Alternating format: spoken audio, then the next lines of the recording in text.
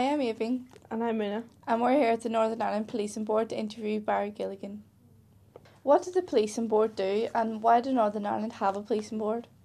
Northern Ireland have a policing board following on from the Patton report in 1998, and that was to ensure that proper accountability procedures were in place, and mainly to ensure that the police service of Northern Ireland delivered an effective and efficient policing service to the community of Northern Ireland, and that they were accountable to that community for so doing. What is it like chairing the policing board? It's sometimes very good, sometimes very exciting, and sometimes very difficult. It is challenging. It's a rewarding thing to do, in the sense it is nice to be involved in a period of change. And I think no matter who you talk to in Northern Ireland, I think everybody would agree that policing has gone through significant changes over the course of the last 8 years.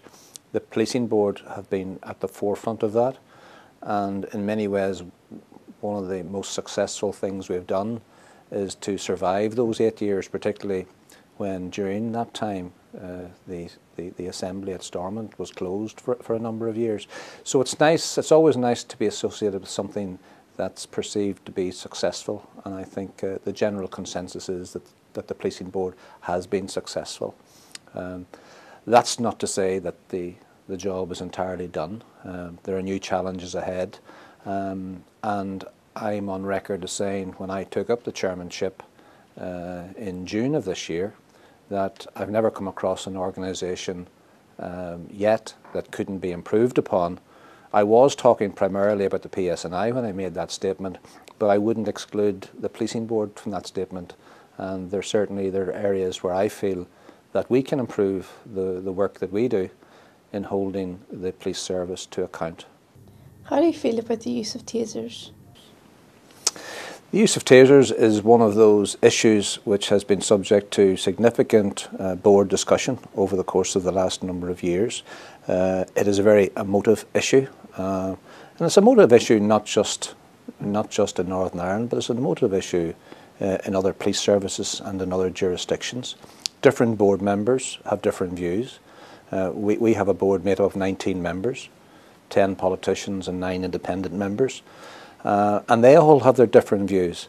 At the end of the day, the board came to a corporate view, and I as chairman will give you that board corporate view, and the corporate view of the board is that the issue of taser is an operational matter for the Chief Constable, and it is for the Chief Constable to decide on the equipment that he needs to make sure that his service has the tools it needs to do the job.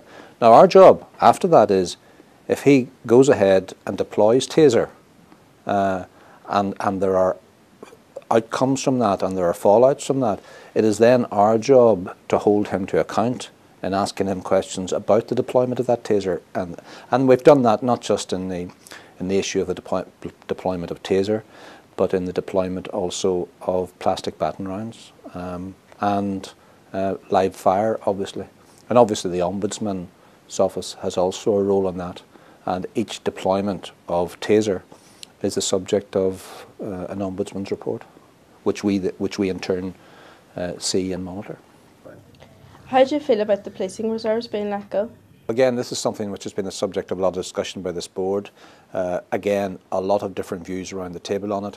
But again, the corporate view of the board is that it's an operational matter for the Chief Constable. We have got to deliver the Chief Constable the resources he needs to do his job, and those are human resources, financial resources and physical resources. Right? The Chief Constable is on record as saying to this board that he does have the resources he needs to do this job, and that is after he has made his decision in respect of the termination of the full-time reserve. So the Chief Constable is on record as saying to this board that he does have the resources he needs to do this job, and that is after he's made his decision.